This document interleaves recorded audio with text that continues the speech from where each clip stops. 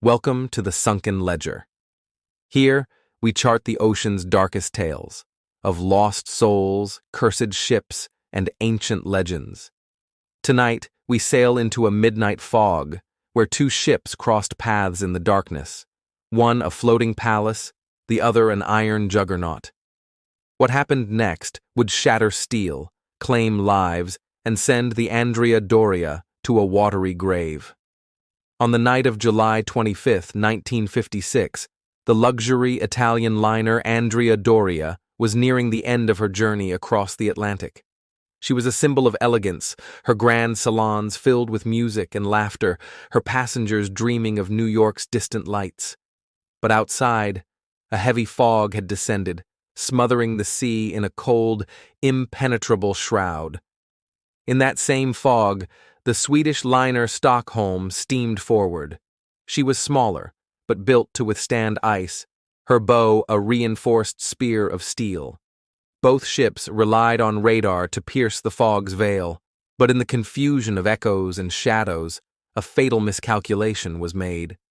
At 11:10 p.m., the two ships loomed out of the mist, their running lights glinting like ghosts. In that final moment, the Stockholm's bow struck the Andrea Doria's starboard side with the force of a battering ram. Steel screamed and twisted as the Stockholm's icebreaker bow punched a deadly hole deep into the Italian liner's heart. Inside the Andrea Doria, the scene turned to chaos. Passengers were thrown from their seats as glass shattered and furniture toppled. The ship lurched sharply, listing to starboard in a sickening tilt that made the grand dining rooms feel like the set of a nightmare. Water surged through the torn steel, flooding cabins and passageways in an instant. Captain Piero Calamai knew at once that his ship was mortally wounded. He sent out an SOS that crackled across the Atlantic, and ships nearby turned toward the disaster. But the Andrea Doria's list grew worse by the minute, making half of her lifeboats useless. In the confusion, passengers clung to railings and each other, some leaping into the black water below, others, too, terrified to move.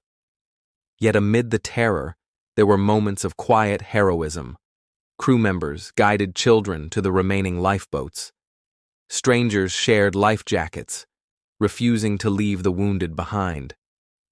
Rescue ships appeared out of the fog, their searchlights cutting through the gloom as they hauled survivors from the frigid sea. For nearly 11 hours, the Andrea Doria refused to die. She lay wounded but defiant, her lights still glowing in the darkness as the last of the survivors were taken away. And then, at 10:09 a.m. on July 26th, she finally slipped beneath the waves, rolling onto her side and vanishing into the cold embrace of the Atlantic. 46 lives were lost that night, fathers and mothers, children and crew. The Andrea Doria, once a floating palace of luxury, became a silent ruin beneath the sea. Divers who braved the depths spoke of her ghostly beauty, the chandeliers still hanging in her grand ballroom, the cabins preserved in an eerie stillness, frozen in the final moments of a doomed voyage. The collision of the Andrea Doria and the Stockholm remains one of the most haunting maritime disasters of the 20th century, a night when radar failed, fog conspired, and two ships collided in the dark. It is a story whispered by those who remember the night the ocean claimed the Andrea Doria. Thank you for listening to The Sunken Ledger. Subscribe for more true tales from the depths.